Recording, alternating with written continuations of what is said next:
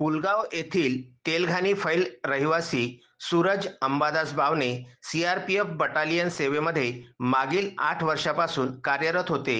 भारतीय CRPF battalion Manipur येथे कार्यरत असताना ते काही दिवस सुट्टीवर आपल्या पैतृक गावी पुलगाव येथे आले होते. परंतु भारत-पाकिस्तान युद्धजन्य परिस्थितीमध्ये सर्वांची रजा रद्द करण्यात आल्याने भारत-पाकिस्तान युद्धाच्या वेळी ते मणिपूर येथे कार्यरत होण्यासाठी गेले होते.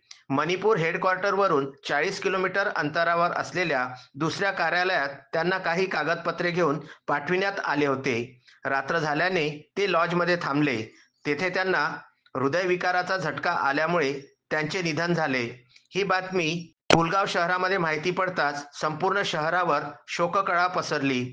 सूरज यांच्या मागे त्यांची पत्नी, एक लहान मुलगा, आई, वडील व एक भाऊ असा आप्त परिवार आहे.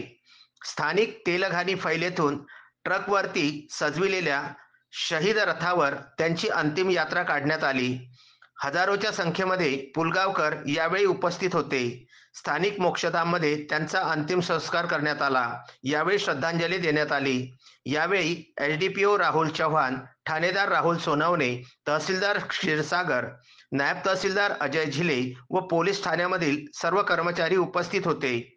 यावेळी सीआरपीएफच्या जवानांनी 3 वेळा हवेत फायर करून त्यांना मानवंदना दिली. अश्विन शाह, विदर्भ न्यूज, पुलगाव.